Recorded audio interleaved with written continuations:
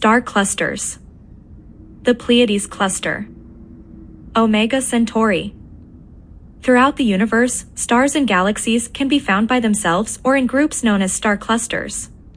They come in two main types, open and globular clusters, with a few other subsidiary types.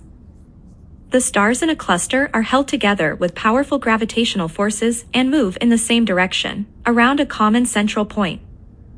Each cluster contains stars that most likely formed simultaneously from the same cloud of interstellar dust, thereby making each star have a similar age. Due to these characteristics, the study of star clusters is important because they can help provide astronomers with an easy way to learn more about star formation and how stars age. Open star clusters are grouped in loose formations in which individual stars can be observed through a telescope. They typically form in the disk or in spiral arms of galaxies, so they are sometimes called galactic star clusters. Thousands of these clusters are known to exist in the galaxies which astronomers have studied closely, including the Earth's own Milky Way galaxy. Open star clusters are normally fewer than 30 light-years in diameter and include anywhere between 50 and approximately 1 stars. Most open star clusters are a few 100 million years old, however, some may be more than 1 billion years old. The formation of an open star cluster is occasionally spherical, and they have been seen taking a wide variety of different shapes.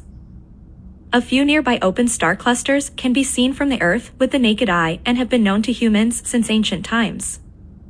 Among them are the Pleiades cluster, which is around 440 light-years away from the solar system, and the much closer Hyades cluster, which is only about 150 light-years away.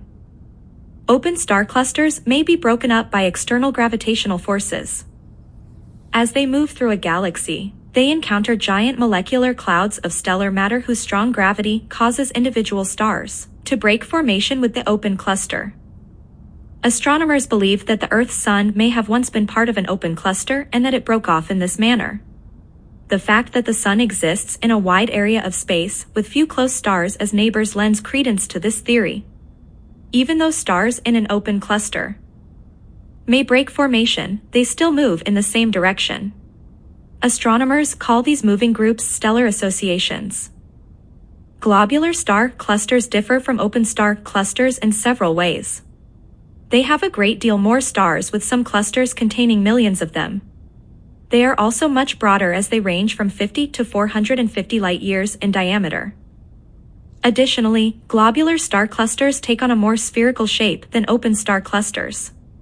They have greater luminosity and are much older, including some billions of years old.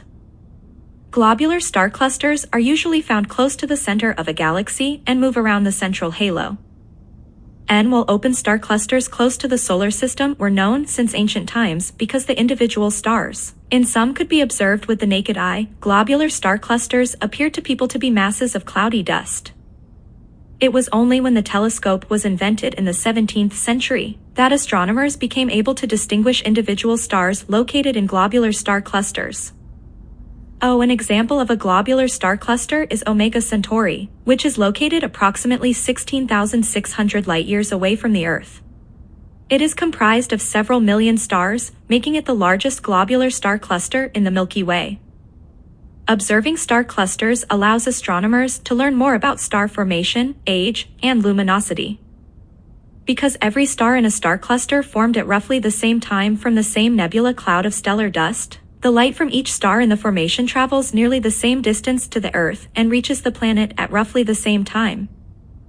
Therefore, by observing just one star in the cluster, astronomers can utilize the readings of that single star to make inferences about the other stars in the same cluster. For example, by measuring the luminosity of one star, they do not have to waste any effort on observing that feature of the other stars in the cluster.